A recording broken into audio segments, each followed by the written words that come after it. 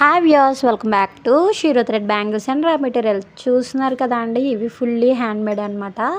మన దగ్గర ఉన్న బీడ్స్తో అయితే ఇవి మేకింగ్ చేయడం జరిగింది. దీంట్లో మనం యూజ్ చేసింది ఐ పిన్, నెక్స్ట్ వచ్చేటప్పటికి హార్ట్ షేప్ బీడ్స్ ఇలా అయితే యూజ్ చేసామన్నమాట.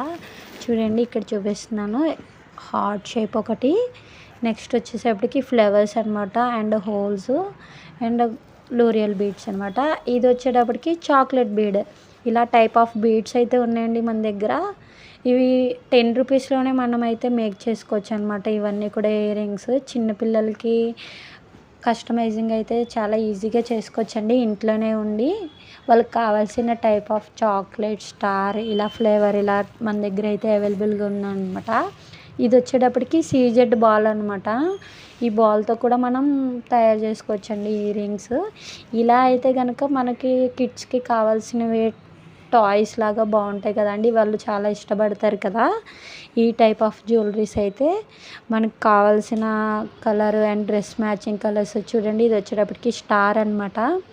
ఇందులో మనం యూజ్ చేసింది star, round ball and L'Oreal bead అనమాట. ఆల్మోస్ట్ అందరికీ తెలుసు.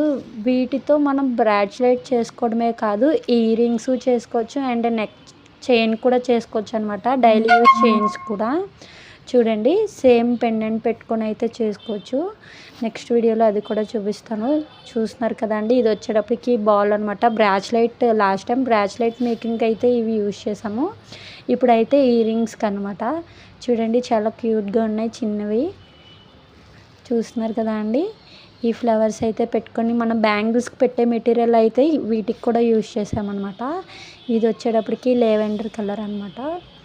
ఇవైతే మా దగ్గరికి వచ్చిన పిల్లలకి నేర్పించినప్పుడు చేసినవి అనమాట. ఇవన్నీ కూడా చూస్తున్నారు కదా అండి, ఈజీగా ఇంట్లోనే చిన్నపిల్లలు కూడా తయారు చేసుకునేటట్టు అయితే తయారు చేసాము.